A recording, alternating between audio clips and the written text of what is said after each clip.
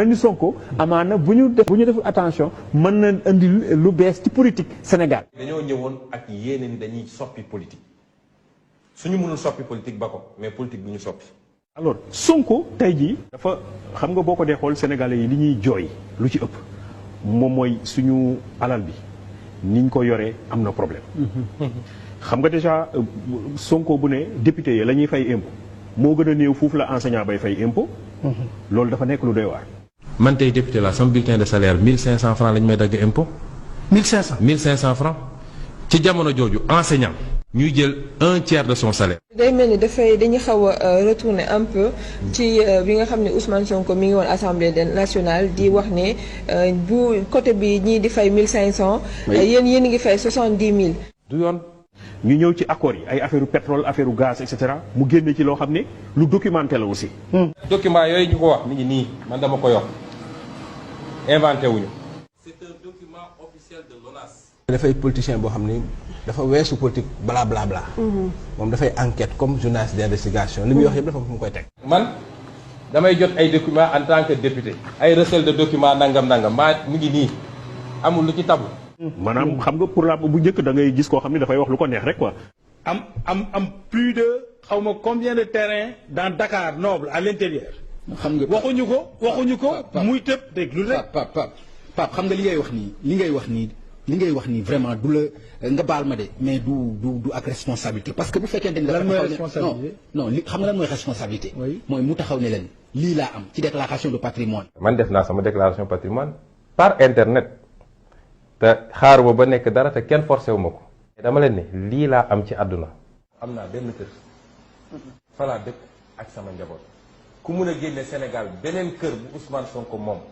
Sénégal Dakar wala hors de Dakar. Sénégalais bu ko mën a génne jox naa la autorisation. ku mun a génne beneen terrain bu Ousmane Sonko moom. andil ma état de droit réel ne Ousmane Sonko moom terrain bi jox naa la autorisation. et cetera et cetera. kenn jël leen renseignements généraux woo leen impôt et domaine dugg leen ci livre foncier yi dem leen ci banque Sénégal yépp su ngeen mënee génne fistine bu ci yokk nañ ñooy bu CREI dañ ñooy bu CREI léegi mu leer man maa leen jox autorisation boobu signé leen chèque blanc nañu yóbbu CREI ñu wax Ousmane Sonko lan la am. benn kër la am benn oto la am nga bëgg fi taxaw wax ko ay te li ngay wax nii. nga mën ko mais loolu fan nga ko teg. terre bi ñu nit ñaata milliards la mu ni du loolu moom am na ay preuves yu wane ni tant de milliards ba léegi gisuma kenn ko taxaw daal di koy wetti. alors au-delà de ces yu ndaw yooyu muy taxaw mu ni moom ci discours la ne bind livre wala bind boog ay livre daan ni sama xalaat samay solution yu may proposé. ni ngi nii. bind naa livre bu ma tuddee woon solution lépp nga fa ci lii suñu xalaatin xam nga man rek a fa bind livre ci ñiy woote ci politique. ne lii laa proposé comme solution ku bëgg solution bu ñu proposé ñun da ngay dem foofu. ki fekk yow bu fekkee ne kooku mi ngi liggéey ci offre bind livre ñëw wax nit ñi ni man fii laa toll yow nga naan ko wëyu nga bandi nga et cetera maanaam yow da ngay wàññi sa bopp quoi en fait. il faut ñu wax ci mbay mi il faut ñu wax ci sàmm gi il faut ñu wax ci santé bi ci éducation bi wax ci l'impôt gi wax ci pétrole bi ci gaz bi moo gën nga nekk rek ci ay xasanteeg ay xuloo xiiroog ngayoo. xam nga ñun suñu gis-gis ci politique mooy dañu war a soppi ni ñuy defee politique ci réew mi ndax suñu politiciens yi amel nañu àq réew mi amel nañu àq askan wi ndax duñu wax mukk lii problème mu Sénégal ba nit ñi mun a xam ndax ñëpp yemuñu niveau. au lieu que ñu nekk ci politique di saagante di waxante lu ñaaw di sànni xeer diw li mu def baaxul mooy man lii laa xalaat. ñu ne tey dañuy wax ci agriculture wala ci santé wala ci budget ministère de l'économie et des finances. wala nga ñëw kii andi xalaatam ne lii ànduma ci lii ak léegi lii yow nga andi sa xalaat ne lii ak lii. voilà plutôt que di nekk fii nii jiw dafa ñaaw kii dafa bon kële nañ ko rey moom dafa ne man lii laa xalaat. maanaam bonne gouvernance njiit ba na mu war a taxawee réew mi ni ñu ko war a yore alalu réew mi naka lañ ko waxee nañ ko war a doxee et cetera. donc loolu dafa nekk loo xam ne lu am solo fi muy woo nit ñi terrain bi muy woo nit ñi mooy terrain xalaat. Nous sommes venus en politique pour essayer de faire autrement, pour poser et susciter des débats. Et je crois que ce qu'on a pu apporter à la politique, d'après ce qui nous revient, c'est que nous avons su déplacer le discours politique aujourd'hui, qui est moins un discours, en ce qui nous concerne, d'invective, qu'un discours qu'on pose sur les vraies questions, les vraies problématiques de gouvernance et de la société. Mais su dee yow amoo capacité boobu amoo formation bi amoo référence yi ku wax rek nga ñëw taxaw yor sa làmmiñ di saaga te am na ñoo xam ne noonu lañ leen yaree ci politique. Parce que quand même, depuis que Sonko est là, le débat sur les ressources naturelles est suscité. Auparavant, les gens n'en parlaient pas. tey suñu demee ba débat politique bi ñu ngi koy wax ci taux de croissance ci dette ñu ngi koy wax ci inflation ñu ngi koy wax ci monnaie je crois que ñu ngi doog a commencer poser les vrais débats. gis nga ñun li ñu bëgg dinañ dox Sénégal ba ku fi bëgg a politique ci da ngay dem nga formé wu parce que politique du caaxaan la war a defar société du caaxaan. Sonko yaakaar naa ni dafa andi beneen gis-gis ci wàllu politique dafa soppi ni ñu daan politiquer ndax gis nañ ne la plupart du temps ñi nga xam ne ñooy yëngu ci langue gi léeg-léeg dañu doon nekk ci nguur gi boo amee fa alal joo xam ne léeg-léeg nañu def ba am ko leerul ci boppu askan wi. dootuñu nangu politique nit ñi rek naa fexe ba teg keesu état bi yor xaalis dem fu nekk distribuer rek et je suis un bon politicien. moom mu ñëw jaarul ci yoon boobu ndax dafa jaar ci beneen yoon nekkoon inspecteur des impôts. politiciens yu bëri wala li ci ëpp politique métier la ci ñoom ñun nag bi jàng jotee dañoo jàng bi gëstu jotee ñu gëstu ba liggéey jot ñu liggéey ba am li ñuy am ba toog booy dugg ci politique ci anam googu am nga loo mën a andi ci xam-xam ak ci gis-gis moo tax ñun loolu ñu andi xeetu politique boobu dafa ñëw déranger un peu le jeu politique boo seetee. bi mu tàmbalee di politique ñu dal di ko ci dàq boo xam ne jàpp nañ ne jaarul ci yoon kon loolu yëpp dafay jox Ousmane Sonko benn dayo daf koy joxit beneen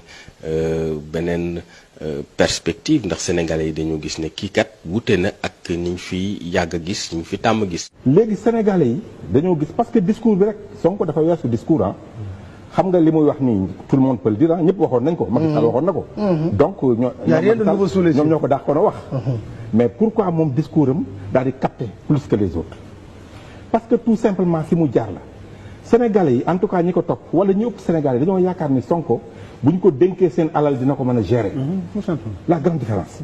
réew nag bu ñëpp bokk bu baaxee ñëpp gis seen bopp bu suuxee yàlla ñu ci yàlla musal mu métti trop du ci caaxaan lañ ko yore waaye du ci caaxaan la ñuy tànnee ñi fa war a nekk. xam nga politique mooy s'intéresser aux affaires de la cité du lii ñuy def ñoom donc mais doo dégg benn politicien bu wax ci problème mu askan bi dëgg. xam-xam ngay am wóolu sa bopp. donc am na originalité bu muy incarné génn également au niveau des impôts et domaines si lan dénoncé ba ñu génne ko ci jub assemblée nationale 5 millions yi ngeen bëgg a joxe wala 20 millions yi di dénoncé ba sénégalais yi gëm ni léegi kii Ousmane Sonko nit ku jub la. jullit la te man jullit la man yàlla rek laa ragal. kon lu ma wax rek dëgg la ci man moom ku baax la jullit la ba pare ku honnête la fa laa mën a yem ndax ñoo ngi ci devant ay médias te àddina dafa naqari loo wax rek ñu tudde ko par parlo. en tout cas loolu il a réussi ancré ko ci esprit sénégalais yi. nit ku jubla ku ko dénk sa réew mu géré. sénégalais yi seen problème mooy léeg-léeg du ñu teel a wóolu nit noonu nit du jóg noonu rek ñu wóolu la xëy na di nga yàgg ci langue gi def say preuve ñu gën la xam ngir ñu soog la wóolu wante tey gis nañ ne parti politique yu bëri ci réew yu bëri dañu daanu gis nañ France li fa xew ak phénomène Macron gis nañ yeneen réew yi aussi gis nañ fii ci Afrique ay réew yu mel nekk Bénin da ngay gis ne candidat indépendant yi dañooy jël nguur gi pratiquement jël nañ ko lu bare yoon mbo ci Talon mbo ci ñeneen ak ñeneen donc kon loolu yëpp dafay woon ne politique mi ngi soppeeku. Ousmane Sonko aujourd'hui qui fait son travail en termes de politique ba pare wàcc ci terrain bi di sensibiliser par rapport à son idéologie à sa démarche ak li mu gëm ak li muy dénoncer je crois que c'est un ajout ci landerneau politique landerneau politique noonu lay am boo xoolee chaque période dina am benn phénomène dina am benn politicien dina am benn déclic bu bees buy génne ci politique noonu la ne. c'est d'abord une première en politique parce que ba Sénégal doone Sénégal ba tey mosu leen gis ku mel ni Ousmane Sonko ñëw fële nit bon. Si je devais analyser le phénomène Ousmane Sonko je pense que Ousmane Sonko doit être d'ailleurs un appel à tous les cadres de ce pays qui ont été formés, qui sont dans l'administration, qui sont dans la diplomatie, qui sont au niveau de l'université, à venir effectivement rejoindre et participer à la bataille politique. Man ci li ma jàpp c'est une des meilleures nouvelles qui soit arrivée à la démocratie sénégalaise. Et Sonko ñun il nous réconcilie avec la République. Je suis un trait d'union entre tous les Sénégalais. Et l'un des meilleurs discours bu jàll ci campagne bi Ousmane Sonko moo ko tenir. Je suis de la Casamance, mais je suis de partout du Sénégal par la grâce de Dieu et vous le savez. Je ne me réclame pas d'une région, je ne me réclame pas d'une ethnie, je ne me réclame pas d'un village, je ne me réclame pas d'un quartier, je me réclame de tous les Sénégalais et je vais être le président de tous les Sénégalais. On ne choisit pas un président parce qu'on est dans la même ethnie. On ne choisit pas un président parce qu'on est dans la même région. On ne choisit pas un président parce que c'est lui qui me plaît ou c'est lui qui m'a donné de l'argent et des puissants. On choisit un président parce qu'il est le plus compétent, parce qu'il est le plus intègre, parce qu'il est le plus patriote. Donc, nit ñi jàpp ni war nañu am ci moom confiance, surtout jeunes yi. Sonko présente aujourd'hui non seulement un espoir pour le peuple sénégalais, mais aussi un espoir pour la jeunesse sénégalaise. Ñu exploiter les réseaux sociaux. Ah mu nekk phénomène. Surtout ci diaspora bi parce que gis naa phénomène bi ni muy développé ci jeunes yi ak ni muy développé ci diaspora bi. À 44 ans, cet ancien fonctionnaire des impôts est présenté comme celui qui vient briser les codes en apportant un nouveau discours. Dans les milieux universitaires et dans les régions à l'intérieur du pays, Ousmane Sonko reste un adversaire redoutable. Il apporte quelque chose qui est vraiment spécial qu'on n'avait pas l'habitude de voir. L'étoile montante de la politique sénégalaise, opposition tranchée, prône par exemple la sortie du franc CFA et une gouvernance différente basée sur la transparence et la solidarité. Ousmane Sonko a choisi la stratégie du financement populaire et participatif pour sa campagne électorale. xoolal cotisation yi mais tëboo rek benn jour daal di dégg ni États-Unis jox lañ ko 5 millions comme ça Europe ñu jox ko lan ay 42 000 euros. Parce que dañoo am benn concept ñoom bu ñuy doxee ban leader de parti nga gis ay militants di cotiser. amul Ousmane Sonko les gens ils cotisent di wane ni bokk nañ ci. Ça veut dire quoi ëllëg bu loolu demee ba dox mooy ëllëg ay militants dañ koy demander des comptes. fii nag amul benn leader booy demander ay comptes.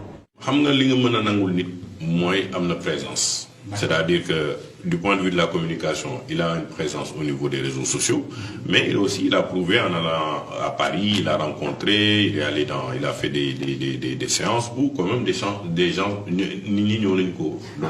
C'est un garçon qui a beaucoup de mérite parce qu'il n'a pas beaucoup de moyens.